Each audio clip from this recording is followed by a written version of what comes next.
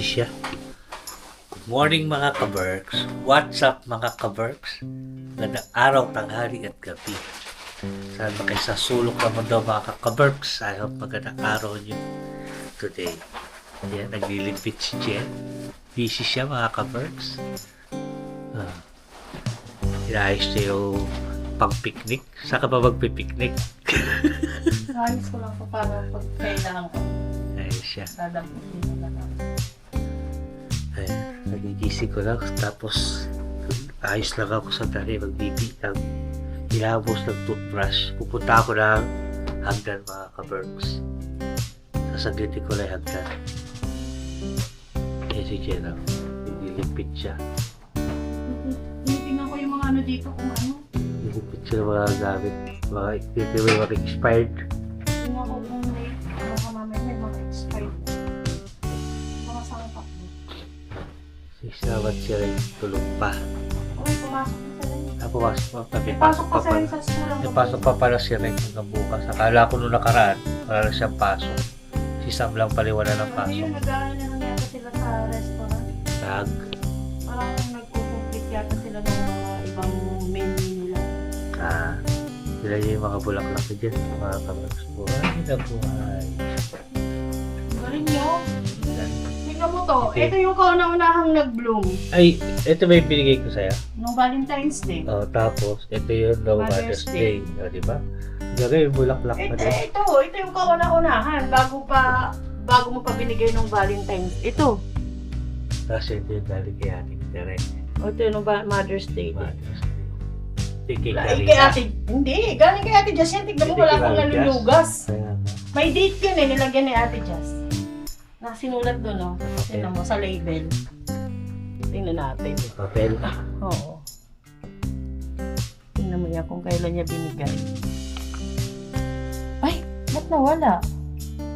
Baka hindi yan. Ito yun. Galing kay Ate Jess na ba't Ayun, nawala? yung kay Mami Jazz. Ayun o. Hindi yan. Ito Ay, yun. hindi. Ito. Ito yun, yung maraming bulaklak. Ba't nawala yung date? Baka sa papel na sinulat. Nabura Di ba may balot siguro. yan? Hindi, ito nga yun. Dito nga niya yung sinulat eh. No? Nabura siguro. Kasi ano lang to eh, yung makintab. Kaya hindi ko to tinatanggal eh. Nabura. Kaya. Siguro kakadilig ko na ano na basa. Matagal na to. Tagal na as in. I think December. Tama ba? Parang December na yung binigay. Tapos tumubo na pala to. Oo. Meron na resibo, no? Ganda. Tapos yung nandun sa labas, Meron sumibo sa labas. malapit na, lumabas na yung Ito, ulan. nung nakarang kumakain lang, tinitingnan ko to. Wala pa to. Kung gagalawin, kasi ayaw nila nang ginagalaw. Ganyan lang sila. Ito, di ko na puputulin. Hindi, ayaw mo Dilaw lang na kasi yung dahon, parang no? ano, Pagaling mo dahon lang yung yung tanggalin. Pagka minsan kasi may nagsisibol pa siya. Pag nakita kong natuyo na yung pinakatok-tok nito, itong pinakahuli, wala siya. saka ko lang siya puputulin. May mga nagtatanong nga eh. Naaarawan ko siya dyan. Yung maganda yung pwesto. May nagtatanong sa comment section ano daw nilalagay ko sa sa mga bulak. Dito sa mga orchids, wala pa akong nilalagay. Tubig lang. Tubig lang. As in tubig lang. Hindi ko alam kung dahil sa malinis ang tubig dito, fresh na fresh. Kaya sila ganyang kasigla. Lahat ng halaman na binigay sa akin ni Ate Jazz, sa lahat ng ibinigay niya sa akin, parang dalawa pa lang ang namatay sa akin na halaman. Yun yung hindi ko alam na hindi pala siya pwedeng diligan ng marami. Na ano siya na tegi, nalunod kong baga. Pero the rest noon, yung mga bigay-bigay ni Ate Jess, lahat yung buhay pa. Saka maganda Siya yung mga yan. pwesto niya kasi. Maganda kasi yung pwesto niya dito. Nandito yung Sisikatan araw. ng araw. Ito yung ng araw eh. Ito yung, ang tawag doon? Sikat. Sunrise. Sunrise ito. Ay, hindi. Hindi Sunset. Sunset ito Kasi dito. sa hapon nandito yung araw. Oo. Sunset ito dito. Ngayon, during winter, syempre malamig to. Andito naman sa ilalim nito yung heater namin. Kaya yung nakakakuha pa rin siya ng medyo init, tapos nagmo-moist ng konti, humid, ganon. Kahit na winter. Kasi andito sa ilalim nito yung heater. Tapos ganyan lang, hindi mo lang siya gagalaw-galawin. Heater. Mahaba yung heater hanggang dito mga kabers. Yung heater namin. Mula dito. Ginagawa ko kasampayan ng basahan. Oh, yan. Para matuyo. Basahan. So, yun. Simula dyan mga kaberks hanggang dito, yung haba ng heater. Kaya yan lahat sila nakakatikim ng init, ng ligamgam. Kahit ganun din sa sala, yung mga halaman doon. Heater din yung ilalim yun. Kaya siguro, dinesign talaga to, no? Itong banggera na to is dinesign para sa halaman talaga dahil nga may heater. Ang galing nga ng ano na to, di ba? Dati na tong banggera na to. Lagayan talaga siya ng halaman. Tingnan mo to, oh. Sabi ni ating Tere, akala daw niya, nag-aalangan pa siyang bilhin to kasi daw parang Malalagas. hindi siya tatagal, oo. Kasi nga parang matamlay ba. Tingnan mo, oh. Hindi pa siya, buhay na buhay. Tagal na. Isang buwan na. Kasi kapatid niya. Maliliit lang yung bulak dahon nila no? Ang cute nga eh. Ito talaga yung pinakakaiba. Yun yung mga kapersa. Pag tinitigan niyo yung Para siyang ibon. para siyang Ibon na nakagano, no? Nalilipad. siguro mo nakikita niyo. Yung pinaka petals. Parang ibon nalilipad. Para siyang ibon. Ulo ng ibon. Napapagaspas. No? So yun lang mga kaberks. Wala lang, Okay. yabang ng namin. Pinakita lang namin yung bulaklak. At saka, sa sobrang busy natin, love, yung bulaklak sa baba, nag-bloom na lahat pala. O kagabi ko nakita. Kaya, Pakita mo sa kanila sa terrace day. Doon Ayan. sa terrace. Doon, sa labas. ayun. Oh. Diba? Ang bango niya, no? Kapag naamoy yan dito sa terrace, pag nakapasok yung kita. Diba? Kita na yung Tapos may mga may mga naglalaro-laro ng rabbit dyan sa baba, nakikita ko. sa umaga. O, yung kahit yung gabi, Pag pumapasok ka. oo, nanginginahin, may nakikita akong rabbit dyan. Nung nakaraang 3, nandiyan lang sila. Dati, daming rabbit yun, no? Dati, Nung bago 5, 6, Nung bago lang kami dito mga kaberks, pag sobrang aga namin aalis, kumpul-kumpul. nandiyan sila sa labas naglalaro. Kaya siguro dahil Siguro, lipat ng Siguro nagkadabatay na iba. Kasi matagal na rin. Siyempre, naghanap sila ng place na Oh. marami silang nakukuhanan ng pagkain. So yung magkakape lang ako mga kaberks, tapos lalarga na ako. Yan. Tara tayo sa hagdan mga kaberks. Yung sinasabi ni Jen, no? Nagbulaklak na. Pero wala pa ako naaamoy na mabangong aroma. Yan. Dito, maraming rabbit dito nung nakaraan, dati.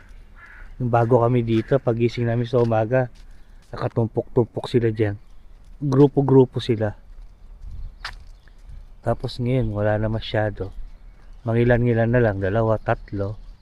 Dati, ang dami dyan, no? Nakatambay lang yung mga rabbit dyan, yung malalaki na rabbit.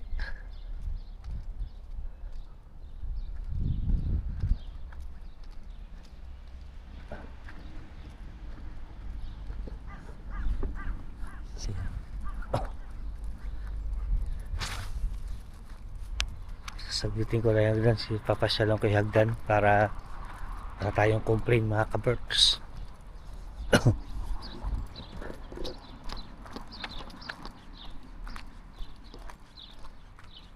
Ayan o.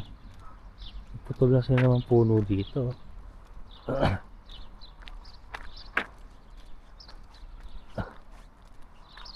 Hello, Snow. Yan o. Ano natin ito, salamin natin. Tayo ay shades.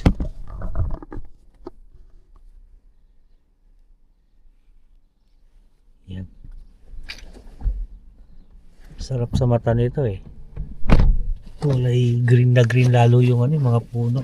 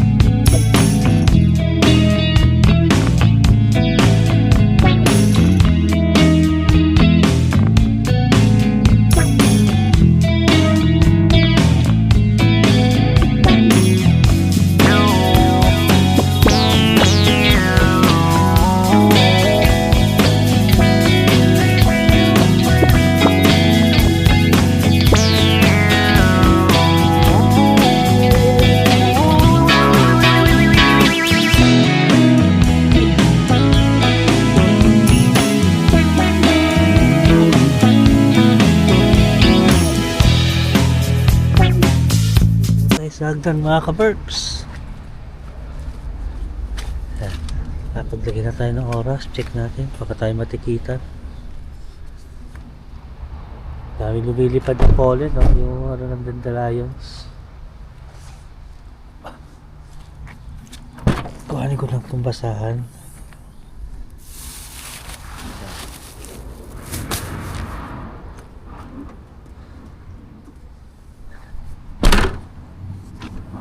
So yun mga ka-Berks, magkatrabaho muna ako. At update ko kayo mamaya after ng work. One eternity later. Yun, tapos na tayo mga ka-Berks. Punta muna tayo sa ano, magpapacar wash lang ako ng sasakyan bago tayo umuwi. Ito lang yan, malapit lang, mga 3 minutes andun na tayo sa car wash shop. So yun mga ka-Berks.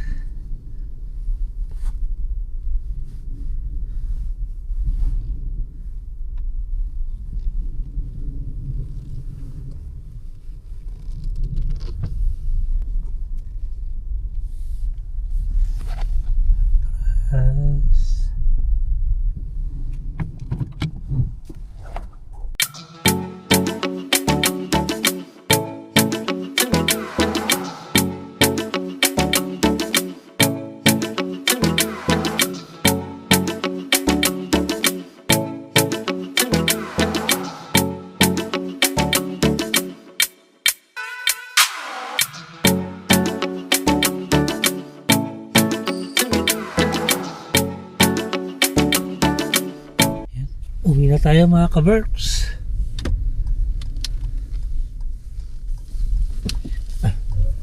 Parang may amoy yung tubig. Parang siyang amoy imbornal. O baka may sipon lang ako kaya kapili ko amoy mabaho yung tubig.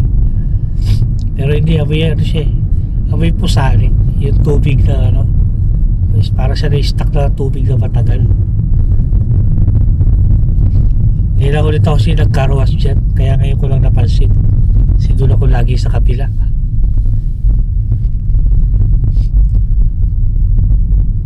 Pauwi na tayo mga ka-Berks. Malinis na. Natuyo na yung pupuno ano doon eh. Ng ibon sa may hood ko. Ayan. Gugutom na ako mga ka-Berks. So kakain agad ako pagka uwi. Tapos maliligo. Kasi may pasok pa ako ng paggabi ng 2 to 10 may pasok tayo, kaya may pahinga pa tayo ng mga 1 oras mahigit bago tayo pumasok sa second job natin mga ka-Berks. So yun, update ko na lang kayo sa bahay mamaya. Ayan, dito na tayo sa bahay mga ka-Berks.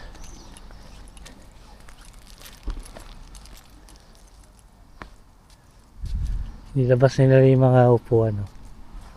Mga tambayan.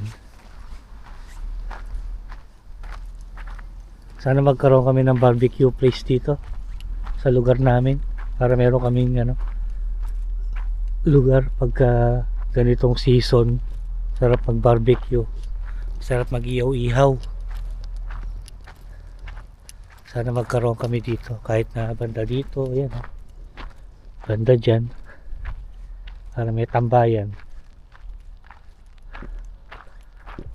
Bawal kasi dito, maraming damo. Kaya doon pa kami sa bundok nag-barbecue kaya ang problema maraming tayo ng aso. Ayun, nilabas na nila yung upuan saka lamesa. Pagod ako Puha muna tayo. Ay. Nung bago kami dito, kami lagi nakatambay. Yan. Nandyan naglalaro si Sam. Tsaka si Reng. Si Reng hindi na masyado kasi 14 years old na nung nakarating si Reng dito. Si Sam, 7 taon. Kaya nakapaglaro pa si Sam dyan. Yan, bilis ng panahon. Laki-laki na ni Sam ngayon. Talaga na si Sam mga ka-Berks. Siguro kung mga 3 years lang siya naglaro dito. Or Yung unang vlog namin dito. Yan. Kung napanood niyo yung unang vlog namin, yun, nandito kami sa swing. Naglalaro si Sam tsaka si Reng. Yung first vlog. Tapos nag-i-intro ako dito sa batuhan na to. Yung nagsasalita ako. Tsaka doon, may bato pang malaki doon eh. Doon ako nagbablog dati. Tapos yung unang vlog ko yung dito. Hanapin nyo sa mga video ko yung unang vlog ko. Papunta ako dyan sa batuhan dyan sa likod. Ayan. Dito ako nag-upisa mag-vlog sa lugar na to. Kung saan ako nakaupo. Ayan. Ano na yan? Kailan pa? 2020 pa yata yan. 6 na taon na may lumipas. Ayan. Tagal na rin pala ako nagbablog, no? I-enjoy ko lang kasi mga kaberks. Kaya paunti-unti lang tayo nag-upload. Subaybayan ko yung paglaki ni Sam sa video, ng mga video natin. Pag binabalik ako yung mga lumang video, nakikita ko doon, liit-liit pa ni Sam. So yun, nakakit na ako mga kaberks. At kakain na ako, nagugutom na ako. Update ko kayo sa taas. Kain na tayo mga kaberks. Ayun yung ulam namin, sitaw, bataw, pataki, kundol, patola. Yan yung egg. Saka yung chicharon. Yan ang ating food mga kaberks. Tapos, yung leftover na rice, sinagag ko ng garlic rice. Yan yung egg. Yan, kain tayo. Let's eat. Kailangan meron tayong powers. Hindi na daw sasama si Jess sa video kasi hindi pa siya naligo. Gusto lang kamay mga kaberks. Naumay na kayo sa mukha ko eh. Umay na ba kayo mga kaberks? Yeah.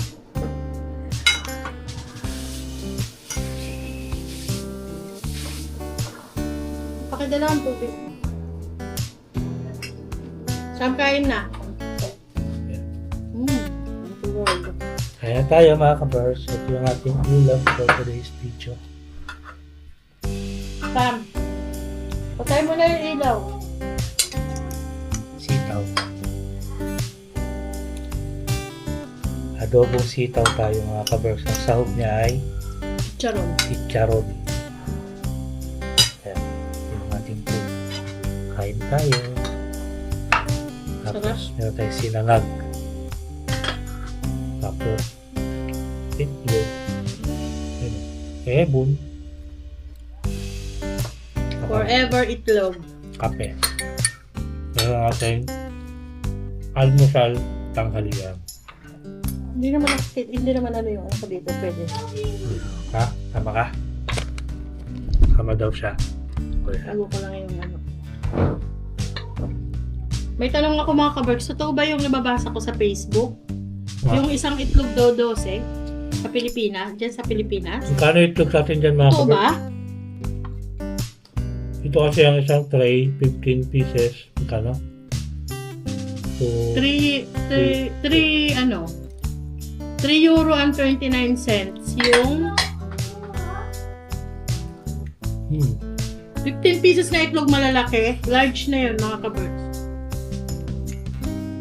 Is 3.29 yata. Basta 3 euro plus. Let's say 3.29. Tama na lang.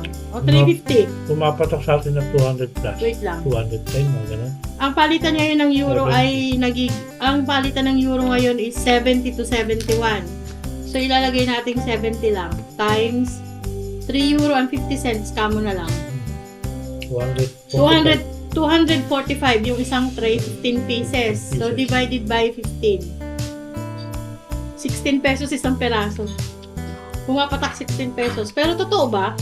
12 daw dyan sa Pinas, isang piraso. 10 daw. Nabasa ko sa ano, mga nasa 10. 10 ganun. Totoo ba mga ka-Berks? Parang konting-konti lang ang diferensya nyo dito sa Finland ah. Alam nyo ba yung asukal dito? Ang 1 kilo ng asukal dito, 89 cents. 89 cents. Isang dan din. Pati. Wala. Ay, wala pala. 89. 70 ang palitan ng euro eh. Diba? Nagkukumplit pa kami bago kumakain. 62. 62 Isang kilo. Ayan, 30 cents ang isang kilo. Sa peso natin, sa peso ha.